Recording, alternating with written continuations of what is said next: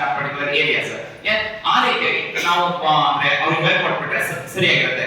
Lastly, we must need to know that what all the symptoms are there in this entire disease.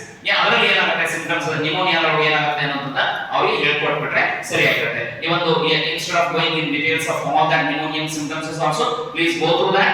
You make the students to be sure that what all the symptoms is of it. ಇಲ್ಲಿ theory exams ನಮ್ಗೆ ಗೊತ್ತಾಗಿರಬೇಕು ಏನಂತಂದ್ರೆ ಒಂದೊಂದ್ಸಲ just 1 marks ದಲ್ಲಿ name the positive organism ಅಂತ ಕೇಳ್ತಾರೆ, ಮತ್ತೆ 2 marks ದಲ್ಲಿ symptoms ಅನ್ನ ಬರೀರಿ ಅಂತ ಕೇಳ್ತಾರೆ, ಒಂದೊಂದ್ಸಲ 3 ಮಾರ್ಕ್ಸ್ ದಲ್ಲಿ ಎಂಟೈರ್ ಡಿಸೀಸ್ ಅನ್ನ ಎಕ್ಸ್ಪ್ಲೈನ್ ಮಾಡಿ ಅಂತ ಕೇಳ್ತಾರೆ. ವೈರಸ್ ಗಳು 2 ಡಿಸೀಸ್ ಗಳು, ಒಂದು ಕಾಮನ್ ಕೋಲ್ಡ್ ಅಂತ. What is that common cold? Common cold is the most commonly it is found as a common cold in our area. Common cold disease ಇದರಲ್ಲಿ main ಆಗಿ ಸ್ನಿಫಿಂಗ್ ಆಗ್ತಾ ಇರುತ್ತೆ. Even there is a lot of type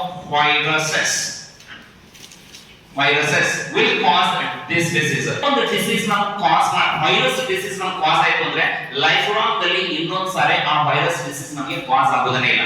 then the question arise, the